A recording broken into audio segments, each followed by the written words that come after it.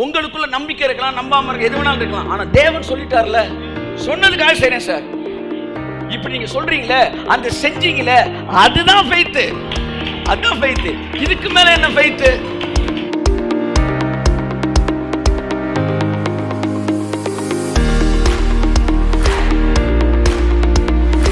Your faith is not a complicated one. It is just an act of obedience. தேவன் என்ன செய்வேன்னு சொன்னாரோ அதை செய்வாருன்னு நம்பி ஒரு செயலை செஞ்சுட்டா அவ்வளவுதான் ஃபெய்த்.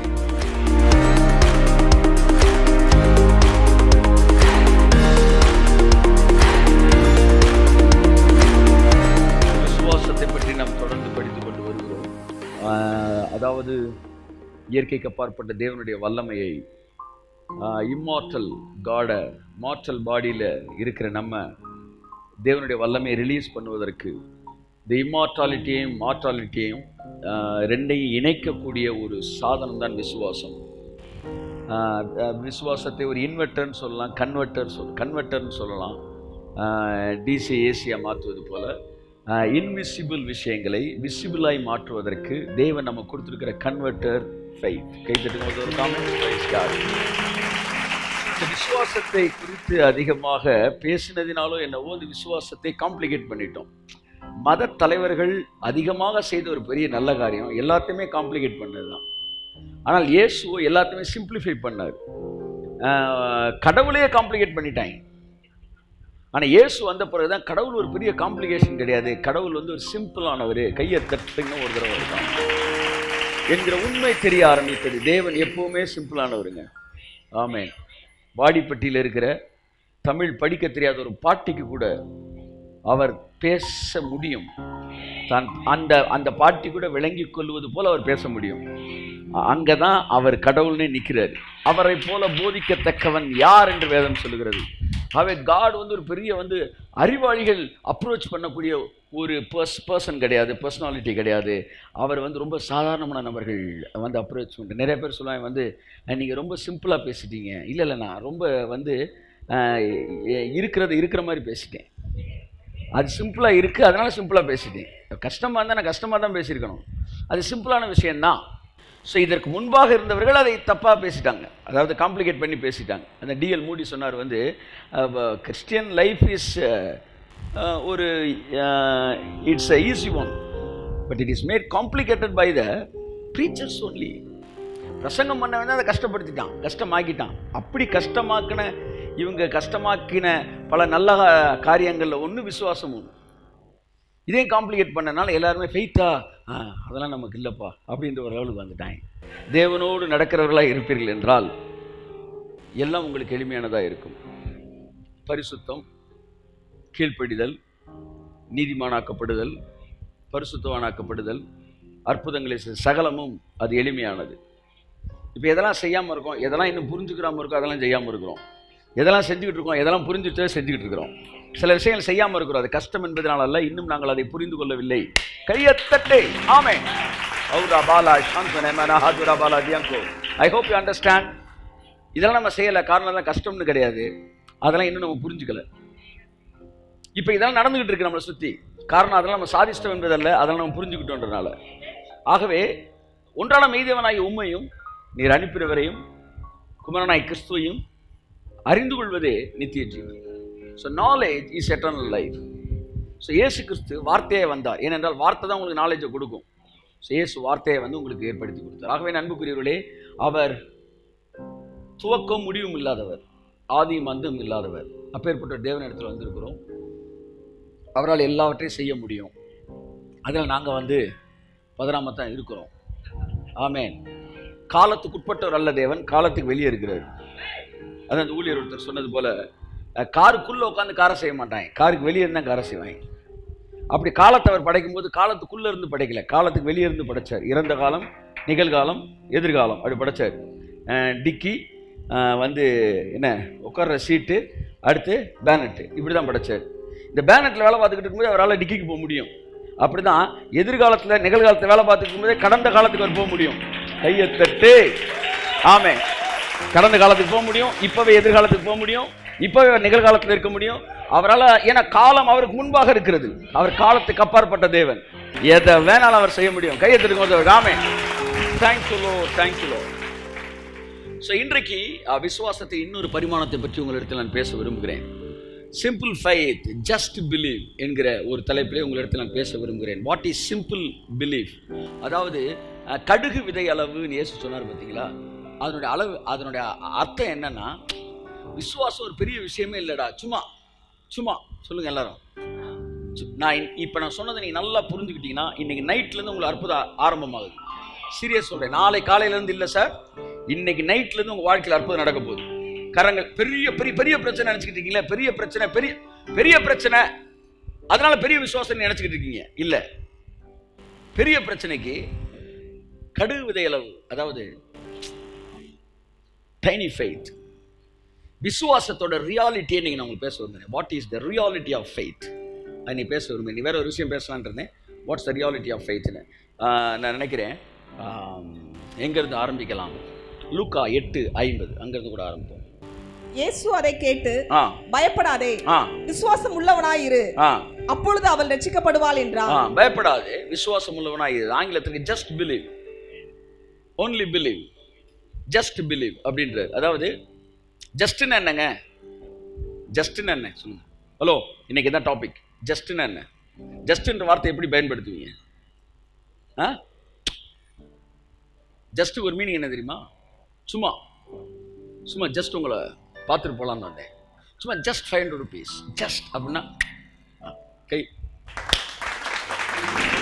Just just faith. எல்லாம் சொல்லுங்க. ஃபெய்த் கிடையாது, faith, faith warrior, man of faith அப்படின்னு சொல்லும்போது இருக்கிற ஃபெய்த் நமக்கு போயிடும். Now I am going to introduce a man of faith. அப்பா தலைய 2 கொம்பு இருக்கும் போலடா அப்படின்னா ஏசுனா just faith. கையை தட்டு. Just believe. If you understand the reality of faith, it is nothing but just அப்படின்னு புரிஞ்சுக்கிட்டா இந்த இரவிலிருந்து உனக்கு அற்புதம் ஆரம்பமாகிறது. கரங்களை தட்டி கர்த்தருக்கு சொல்லுவோம். ஆமென், ஆமென், ஆமென், ஆமென். What is meant by faith? It is nothing but just faith. ஃபெய்த்னு சொல்லும்போது என்ன சொல்லி தான் சொல்லணும்? Just believe. ஐயா செத்து போச்சியான்னாரு. ஐயா செத்து போச்சியா? ஜஸ்ட் பிலீவ் அப்படின்னாரு. கையை தட்டு. சார் செத்து போயிடுச்சு சார். ஜஸ்ட் பிலீவ்டா, ஜஸ்ட் பிலீவ்.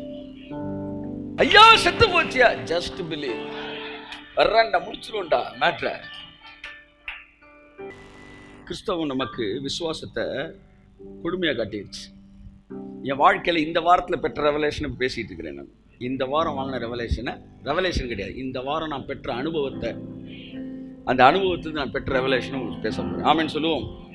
இயேசு கிறிஸ்து பொதுவாக இந்த 2 வகையான விசுவாசத்தை இன்றைக்கி நான் பேச விரும்புகிறேன். இயேசு கிறிஸ்து பொதுவாக யாரை பார்த்தாலும் கேட்பார், நீ விசுவாசிக்கிறாயா அப்படின்னு ஒரு கேள்வி கேட்பார். டு யூ பிலீவ் அப்படின்னு. நிறைய பேர் வந்து ஜெபிச்சியா, வந்து திறப்பு வாசலுக்கு போனியா, கண்ணீர் விட்டியா, கதறினியா? கண்ணீரெல்லாம் ரொம்ப கர்த்தர் வந்து மதிக்கிறார், எனக்கு நல்லா தெரியும். ஆனால் அழுதாத்தான் மதிப்பான்னு நீ சொல்கிற பத்தியா, அதான் தப்புன்றேன். ஆரஞ்சு பழத்தை புளியிற மாதிரி புளின்னு சொல்கிறீங்களே, அதுக்கு தான் நான் எதிரி. தேவன் கண்ணீருக்கெல்லாம் காத்துக்கிட்டு இருக்கல. அவர் நம்மளை மீறி வர கண்ணீருக்கு மரியாதை கொடுக்குறாரு. இப்போ come to the point. Faith. தன்னை நோக்கி வரவன்லாம் பார்த்தவர் கேட்ட ஒரே கேள்வி, டு யூ பிலீவ் அப்படின்னு கேட்டார். நீ விசுவாசிக்கிறாயான்னு கேட்டார். ஒரு குருடன் வந்து கேட்டான், கண்ணு தெரியாதாலே, நான் உனக்கு என்ன செய்ய வேண்டும் என்று இருக்கிறாய்? அவனை பார்த்து கேட்டார், நான் உனக்கு என்ன செய்ய வேண்டும் என்று இருக்கிறாய்? ரபி, நான் பார்வையடைய வேண்டும், நான் பார்க்க வேண்டும், நான் பார்க்க வேண்டும். இன்னும் 2 பேர் வந்து கேட்டாய், நாங்கள் பார்க்கும்படி உதவி செய்யும், உங்கள் கண்களை திறப்பதற்கு என்னிடத்தில் வல்லமை உண்டு என்று விசுவாசிக்கிறீர்களா என்று கேட்டார். ஆமா ஆண்டவரே, விசுவாசிக்கிறோம், உங்கள் விசுவாசத்தின்படியே ஆக கடவுள். இந்த வசனம் இன்னொரு வசனத்தோடு இடிக்கிறது. அதான் இப்ப நான் பேச போறேன். இன்னொரு இடத்துல பைபிள் சொல்லுது, எபிரேயர் 12ஆம் அதிகாரம் 11ஆம் அதிகாரத்தை ஃபுல்லா முடிச்சுட்டு ஃபெய்த் ஃபெய்த் ஃபெய்த் ஃபெய்த் ஃபெய்த்னு பேசிட்டு 12ல தொடங்குறாரு. ஆகவே விசுவாசத்தை துவக்குகிறவரும் விசுவாசத்தை முடிக்கிறவரும், கைத்தட்டு அவருக்கு, விசுவாசத்தை துவக்குகிறவரும் விசுவாசத்தை முடிக்கிறவரும் ஆகிய இயேசு கிறிஸ்துவை நோக்கி அப்ப 11ஆம் அதிகாரத்துல வந்த எல்லா விசுவாசமுமே அவிய விசுவாசம் கிடையாது. தேவன் துவக்கின விசுவாசம். அவங்களுக்குள்ளலாம் விசுவாசத்தை துவக்கினவரு உனக்குள்ள விசுவாசத்தை துவக்குவாரு. அப்படிதான் முடிக்கிறேன். இப்ப என்னுடைய கேள்வி, ஒருத்தனை பார்த்து நீ விசுவாசிக்கிறாயான்னு கேள்வி கேட்ட உடனே நான் ஒருவேளை எபிரேயர் 12 படிச்சவனா இருந்தா என்ன சொல்லுவேன் நானு? ஐயா, விசுவாசத்தை நீங்க தானே துவக்கணும். என்ன பார்த்து விசுவாசிக்கிறான்னு ஏன் கேட்குறீங்க? நியாயமா இல்லையா? விசுவாசத்தை துவக்கிறவர் அவர் தானே. அப்படியே உங்களை பார்த்து கேட்கிறாரு நீ விசுவாசிக்கிறாயான்னு. அப்ப இவர் கேட்ட கேள்வி அந்த விசுவாசம் இல்ல. This is something different from that faith. அவர் துவங்குற விசுவாசத்தை கேட்கல. அவர் துவங்குற விசுவாசத்தை உங்கள்கிட்ட வந்து எப்படி கேட்பாரு? உங்களை பார்த்து கேட்டப்ப நீங்க விசுவாசிக்கிறேன்னு கேட்டப்ப நீங்க அந்த காலத்துல எபிரேயர் 12 படிக்கல, நீங்க படிச்சிட்டீங்களே. இன்னைக்கு உங்களை பார்த்து கர்த்தர் கேட்கிறாரு நீ விசுவாசிக்கிறாயா மகனே? நான் நீங்க என்ன சொல்லுவீங்க? ஆண்டவரே, விசுவாசத்தை துவக்குறவர் முடிக்கிறவருமாகிய நீங்க தானே எனக்குள்ள ஒன்று துவக்கணும். இப்ப சொல்லுவாரு நான் அந்த விசுவாசத்தை கேட்கல. தேவனிடத்தில் விசுவாசம் உள்ளவர்களாய் இருங்கள். காட் கைண்ட் ஆஃப் ஃபெய்த்தை பற்றி அவர் பேசல. மனுஷன்ட்ட வரும்போதெல்லாம் அவர் கேட்டதெல்லாம் காட் கைண்ட் ஆஃப் அந்த ஃபெய்த்து கிடையாது. அவர் கேட்டது சிம்பிள் ஃபெய்த்து. 2 ஃபெய்த் இருக்கு. ஒன்று உங்களுக்கு புரியுற மாதிரி சொல்லவா? மலைகளை பெயர்க்கத்தக்கதாக சகல விசுவாசம் உடையவர்களாய் நீங்கள் இருந்தாலும், எபிரேயர்ல எழுதுறேன். எங்க எழுதுறேன்? 1 கொரிந்தியர்ல பவுல் எழுதுறாரு 13ஆம் வசனத்தை. என்ன விசுவாசமா? மலையை பெயர்க்கத்தக்க அளவு நீ விசுவாசம் உள்ளவனாய் இருந்தாலும். அப்படின்னா ஃபெய்த்ல நீ டாப்ல இருந்தாலும் அப்படி பேச வர. அப்ப மலையை பேக்கிறவன் யாரா? டாப்ன்றாரு. ஆனா இயேசு என்ன சொல்றாரு? மலையா? கடுகு கடுகு. இவர் பேசும்போது கடுகளவு விசுவாசம் இருந்தால் ஜஸ்ட் பிலீவ், மலையை தூக்கிடலாம்டா.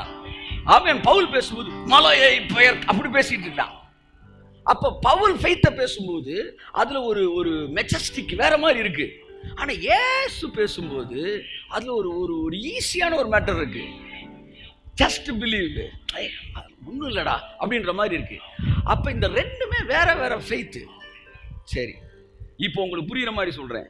இப்போ உங்களுக்கு புரிஞ்சிடும். உங்களுக்கு 2லையும் கொஞ்சம் புரியாம இருப்பீங்கன்னு தெரிஞ்சுன்னா 3வது ஒரு பாயிண்ட் எடுத்து வந்திருக்கிறேன்.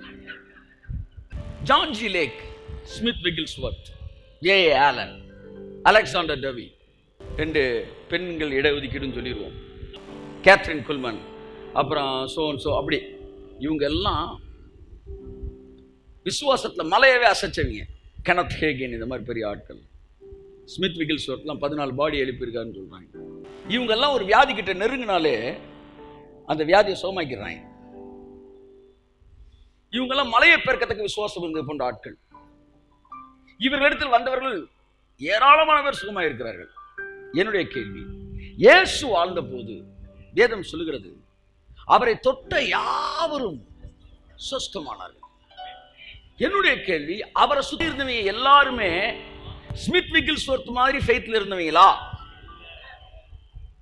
ஆனா அவங்க ஸ்மித் விகில்ஸ்வர்த்ல சுத்தி என்ன நடந்துச்சோ அது எல்லாம் அவனுக்கும் நடந்துச்சு. புரியுதா? ஸ்மித் விகில்ஸ்வர்த்தோட ஃபெய்த் லெவல் வேற.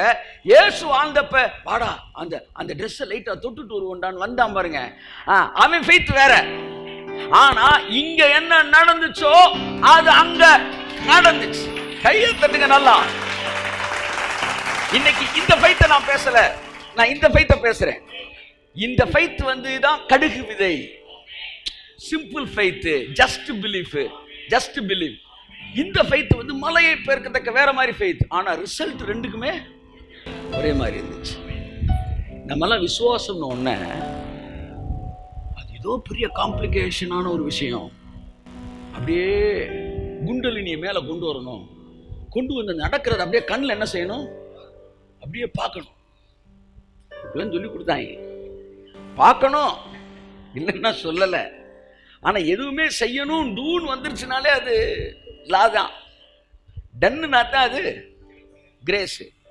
சிம்பிள் ஃபெய்த்னா என்னன்னு எனக்கு தேவன் சொல்லி கொடுத்தாரு.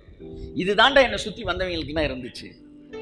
நான் கேட்கிறேன், உனக்கு சுகம் வேணும்னா ஸ்மித் விகில்ஸ்வர்த்தை பார்க்குறியே, ஏன் நீ அதை விட்டுட்டு சுகம் வேணும்னா என்ன சுத்தி 4 பேர் வந்தாங்க பத்தியா, ஒரு 50-100 பேர் வடகை தொடு, அவனும் அதே தான் வாங்கினான். நான் உங்கள்கிட்ட எதிர்பார்த்ததெல்லாம் அது இல்லடா, இது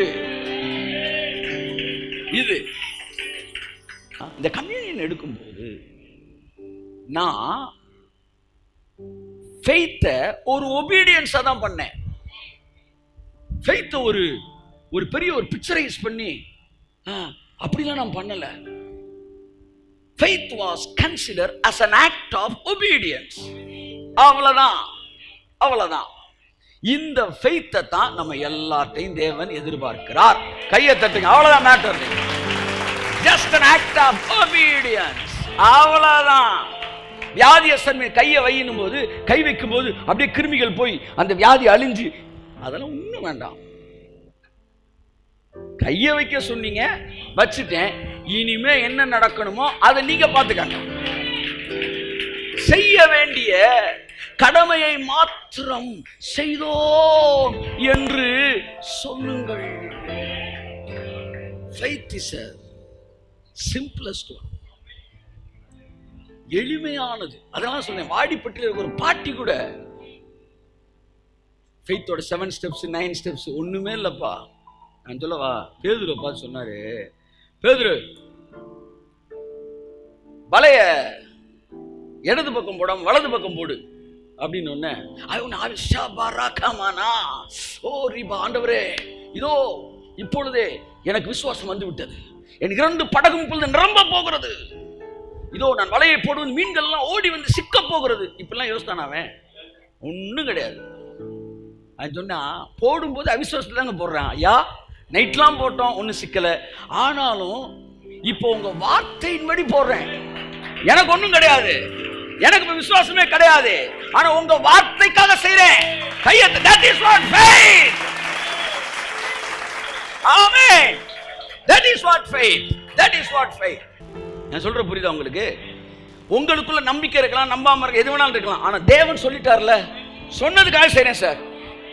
இப்படி நீங்க சொல்றீங்களே, அந்த செஞ்சீங்களே, அதுதான் ஃபெய்த். அதுதான் ஃபெய்த். இதுக்கு மேல என்ன ஃபெய்த்? கம்யூனியனை சாப்பிடுறேன், சாப்பிடும்போது நீங்க சொன்னீங்க, சாப்பிடுறேன். இப்படி எவ்வளவு எங்களுக்கு சொல்லி தரல சார். இல்ல, நீங்க விசுவாசத்தோட அதை செய்யணும். செய்யறது தான்டா விசுவாசம். அதுல விசுவாசத்தோடு செய்யறது. விசுவாசம் இருக்கிறனால தானே செய்யறோம். மாத்திரை வை. நான் சொன்னேன் எனக்கு விசுவாசம் இல்லைன்னு. அவர் சொன்னார், உனக்கு இருக்கு. மாத்திரை வை, கம்யூனியன் எடுன்னு சொன்னீங்களடா, அப்பவே உனக்குள்ள விசுவாசம் இருக்குடா அர்த்தம். அவ்வளவுதான் சார். இதுக்கு மேல என்ன சார் புதுசா நீங்க தேடிட்டு இருக்கீங்க? இப்ப பிரச்சனை தெரியுமா? உங்க எல்லாருக்கும் விசுவாசம் இருக்குங்க, இருக்கு. ஆனா நீங்க எல்லாம் விசுவாசமே இல்லைன்னு உங்களை நம்ப வச்சான் பிசாசு. நீங்க ஏதோ ஒன்று எதிர்பார்த்துட்டு அது இல்லைன்ட்டு நீங்க என்ன செஞ்சிட்டீங்க? ஏதோ ஒன்று எதிர்பார்த்துட்டு அது நம்மள்ட்ட இல்லைன்னு நீங்க நினைச்சுக்கிட்டீங்க. ஆனா பைபிள்ல பெரிய பெரிய வேலையை பார்த்தவன எல்லாம் பெரிய அப்படியே கண்ணுக்கு முன்னாடி படத்தை பார்த்துட்டு, ரீமானா சாந்துராபா, இதோ ஒரு 2000 கெளுத்தி மீனும் 3000 கெண்ட மீனும் 4000 ஐர மீனும் வந்து சிக்க போகுது. நாவில உணர்றேன் போனான் அவன். ஆண்டவனை போட போறேன் எல்லாம் மீன்ட்டு சொல்லிட்டீங்களா? அவன் மீனோட அள்ளுவோம்னே நினைக்கல. அவன் சொன்னது, நீங்க சொன்னதை நான் செய்யறேன், அது போதும்டா சாமின்னார் அவரு. இதுக்கப்புறம் என்ன நடக்குன்னு நான் பார்க்கல அப்படின்றான். நீ பார்க்க வேணாண்டா, இப்ப சொன்னதை நீ செஞ்சிட்டீல, இனிமே அது என்ன விளைவை ஏற்படுத்தும் நான் உனக்கு காட்டுறேன், நான் உனக்கு காட்டுறேன். அவ்வளவுதான். நீ சொல்ற புரியுதா? தலைவலிக்கு இந்த மாத்திரையை சாப்பிடுங்கன்னு சொல்லி கொடுக்குறேன், நீங்க இந்த மாத்திரையை சாப்பிடல அப்படின்னா என்ன அர்த்தம்? நான் சொன்னதை நீங்க நம்பலன்னு அர்த்தம். செய்யலன்னு தான் தெரியுதுல, நம்பல, அதனால செய்யல. வாயில போட்டுட்டீங்க, இப்ப என்ன செஞ்சிட்டீங்கன்னு அர்த்தம்? நம்பிட்டீங்கன்னு அர்த்தம். அவ்வளவுதான வேலை. இதுக்கப்புறம் இந்த மாத்திரைய நீங்க அப்படியே உள்ளுக்குள்ள கமாண்ட் பண்ணக்கூடாது. இல்ல போ, கரைந்து விட்டாயா, ரத்த அணுக்களோடு இணைந்து விட்டாயா, அந்த மாத்திரை சொல்ல. நீ ஒன்னும் எனக்கு சொல்ல வேண்டாம். மாத்திரையை போட்டியில அதோட போயிரு. இனிமே மாத்திரை என்ன செய்ய நீ சொல்லாத, மாத்திரை என்ன செய்யணும் மாத்திரைக்கு தெரியும். மாத்திரைக்கு தெரியும் மாத்திரை என்ன செய்யணும். ஆமென் சொல்லுங்க. ஆமென் ஆமென் ஆமென் ஆமென். இப்ப மாத்திரையை போட்டுட்டு, அதுன்னு சொல்ல, மாத்திரையை போட்டுட்டு நான் வேலை பார்க்க வேண்டியது இல்லை. மாத்திரையை போட்டுட்டா மாத்திரை வேலை பார்க்கும். இப்ப ஃபெய்த்னா நம்ம வேலை பார்க்கணும்னு நினைச்சுக்கிட்டு இருக்கிறோம்.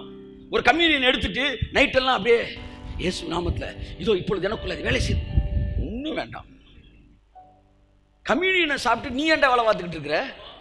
கம்யூனியன் சாப்பிட்டு நீ தூங்கு, கம்யூனியன் வேலை பார்க்கும். ஆமே. இடபிள்யூ கென்யான் சொல்றாரு, சுவிட்சை போட்டுட்டு ஜபமா பண்ணிக்கிட்டு இருக்கிற, லைட் எரிவதாக போட்டுட்டு போயிடுற, அது பாட்டுக்கு எரியுது.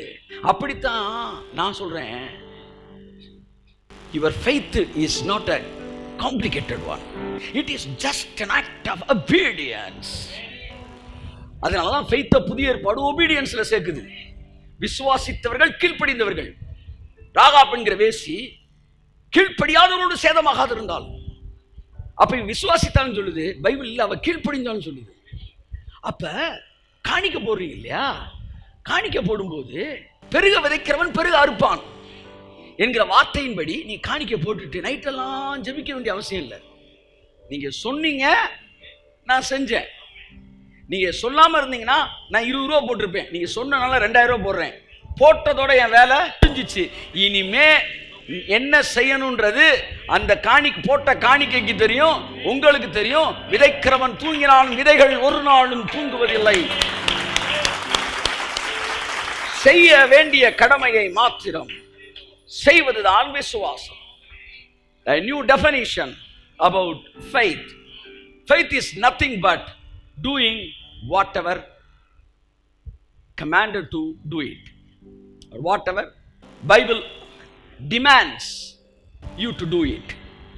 விசுவாசம் என்பது இப்ப உங்களை பார்க்கும்போது எனக்கு எப்படி தெரியுமா தெரியுது, இங்க இருக்கிற எல்லாருமே இப்ப விசுவாசத்தை ஆபரேட் பண்ணி இன்னைக்கு நைட்டே நீங்க அற்புதத்தை பெறலாம் அப்படின்றது என் கண்ணுக்கு அப்படியே ஆபியஸா தெரியுது. ஆன்லைன்ல பார்த்துட்டு உங்க எல்லாருக்கும் நான் சொல்றேன், எஸ், இதை பார்த்துக்கிட்டு நீங்க எல்லாரும் இதுதான் ஃபெய்த் நீங்க புரிஞ்சுக்கிட்டீங்கன்னா, இப்ப இன்னைக்கு நைட்டு நீங்க இந்த ஆக்ட் ஆஃப் ஒபீடியன்ஸை பண்ணும்போது, இன்று இரவு நீங்கள் இதுதான் விசுவாசம் புரிஞ்சுக்கிட்டீங்கன்னா, இப்பொழுதே இந்த நிமிஷத்திலே உங்களுக்கான அற்புதங்களை நீங்க கட்டமைத்துக் கொள்ள முடியும்.